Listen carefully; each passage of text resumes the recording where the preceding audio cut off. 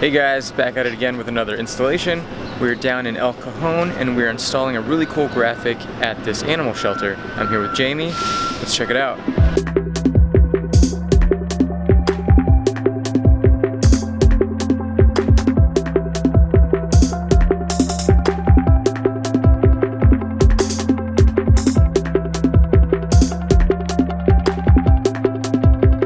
Just finished up with the El Cajon Animal Hospital graphics project.